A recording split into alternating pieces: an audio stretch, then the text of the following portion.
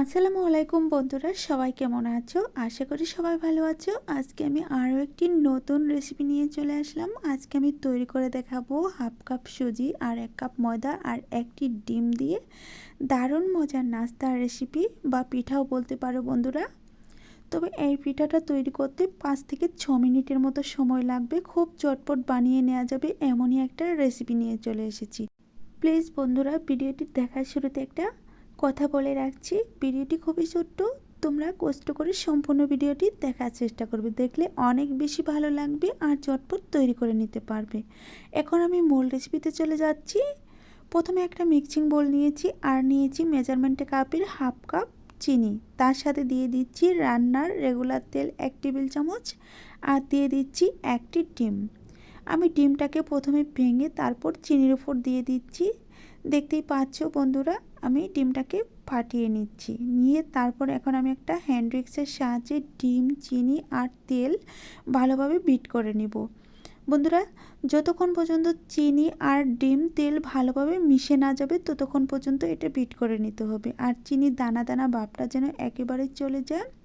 আর বন্ধুরা, তোমরা যদি এই বিট করার সময়টা অনেক বেশি মনে করো তাহলে চিনিটা আগে থেকে একটু শিলপাটা অথবা ব্লেন্ডারে গুঁড়ো করে নিতে পারো। এতে করেও কিন্তু খুব তাড়াতাড়ি মিশে যাবে। দেখো বন্ধুরা, 3 থেকে 4 মিনিটের মতো মিশানোর পর এখন কিন্তু একটু ফ্রমি ফ্রমি ভাব হয়ে এসেছে। এখন আমি এখানে অন্য অন্য উপকরণ অ্যাড করে দিব। আমি প্রথমে দিয়ে দিব সুজি। দেখো এখন কিন্তু অনেকটা মিশে গিয়েছে। আমি এখানে 1/3 কাপ সুজি নিয়েছি। তোমরা চাইলে ময়দার অর্ধেকটাও সুজি নিতে পারো বা আটার অর্ধেক নিতে পারো। দেখো আমি এখন আবার ভালোভাবে মিশিয়ে নিচ্ছি। বন্ধুরা, এখানে আরেকটা কথা বলে রাখি, অনেক বন্ধুরা আমাকে কমেন্ট করে জানায় যে ময়দার পরিবর্তে আটা হবে কিনা। হ্যাঁ বন্ধুরা, এখানে আটা দিয়েও কিন্তু এই নাস্তাটা বা বিস্কিটটা তৈরি করে নেওয়া যাবে। এখন আমি মেজারমেন্ট কাপ দিয়ে 1 কাপ ময়দা দিয়ে দিচ্ছি।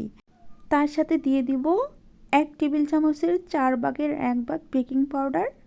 দেওয়া হয়ে গেলে এখন আমি এগুলোকে হাত দিয়ে ভালোভাবে মিশিয়ে নিব। বন্ধুরা, এখানে যদি ময়দার পরিমাণটা বেশি হয়ে যায় তাহলে তোমরা এখানে একটু হালকা দুধ মিশিয়ে দিতে পারো। আবার যদি কম হয়ে যায় তাহলে আরেকটু ময়দা নিয়ে ভালোভাবে মিশিয়ে নিতে পারো।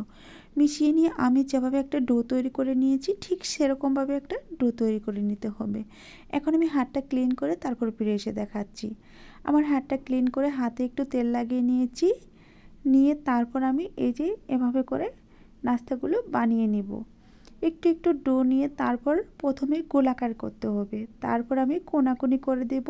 এক সাইড থেকে একটু চিকন করব, অপর সাইডে আবার একটু চিকন করে এভাবে একটা নাস্তা তৈরি করে নিব।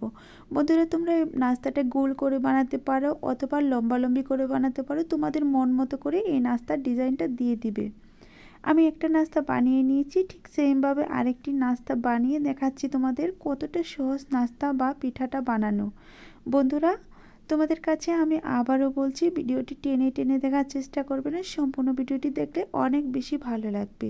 দেখো আমার সবগুলো নাস্তা বা পিঠা বানানো হয়ে গিয়েছে। এখন আমি দেখিয়ে দিচ্ছি, দেখো কতটা সুন্দর লাগছে। আর এখন আমি এটা ভেজে নেওয়ার জন্য চুলায় চলে যাব।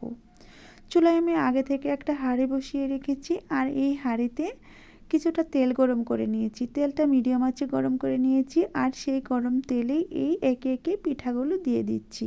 বন্ধুরা, এই নাস্তা, পিঠা বা বিস্কিট যেটাই বলে থাকো না কেন, এটা কিন্তু চায়ের সাথে খেতে দারুণ মজার হয়ে থাকে। আমি একে একে সবগুলো পিঠা এখানে দিয়ে দিচ্ছি। দেওয়ার সাথে সাথেই দেখো পিঠার গায়ে কিন্তু অনেকটা ফাটল ধরেছে।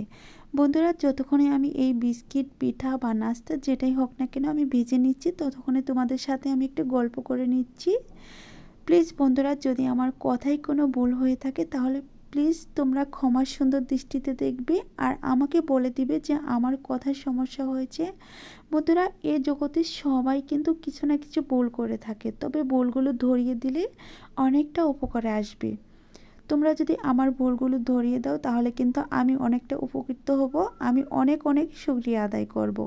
দেখো বন্ধুরা, কথা বলতে বলতে 2 থেকে 3 মিনিটের মতো এই পিঠাগুলো ভাজা হয়ে গিয়েছে। এখন আমি পিঠাগুলো তুলে নিব। আর দেখো প্রতিটার পিঠার গায়ে কতটা ফাটল সৃষ্টি হয়েছে আর কতটা সুন্দর লাগছে, অনেকটা মুচমুচেও হয়েছে। এখন আমি এগুলোকে একটা শাকনা দিয়ে তেল জড়িয়ে তারপর একটা প্লেটের উপর তুলে নিব। তার আগে আমি একটু কাছ থেকে দেখিয়ে দিচ্ছি, দেখো প্রতিটা পিঠার গায়ে কতটা ফাটল সৃষ্টি হয়েছে।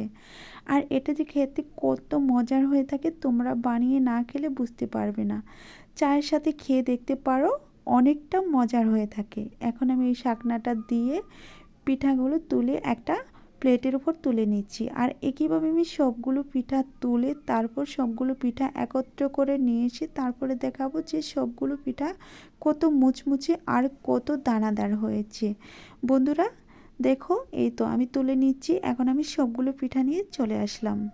এখন আমি এই পিঠাগুলো চতুর্দিক থেকে একটু ঘুরিয়ে ঘুরিয়ে দেখাচ্ছি আর তার সাথে বলছি, প্লিজ বন্ধুরা বলে দিও আজকের রেসিপিটি কেমন হয়েছিল। তোমাদের ভালো লাগলে একটা ভালো কমেন্ট করে যেও। আর যদি খারাপ লেগে থাকে তাহলে প্লিজ বন্ধুরা কেমন রেসিপি পছন্দ করো তোমরা আমাকে সেটাও কমেন্টে জানিয়ে দিও। আমি ঠিক সেরকম একটা রেসিপি নিয়ে চলে আসবো, তোমরা যেমনটা পছন্দ করো। এখন আমি একটা পিঠা ভেঙে দেখাবো পিঠার ভেতরটা কেমন হয়েছে। আর যতক্ষণে পিঠাগুলো ভেঙে দেখাবো ততক্ষণে বলছি, প্লিজ বন্ধুরা ভিডিওটি ভালো লাগলে চ্যানেলটি সাবস্ক্রাইব করে দিও আর পাশে থাকা বেল বাটনটি অন করে রেখো আমার চ্যানেলে ভিডিও সবার আগে পাওয়ার জন্য।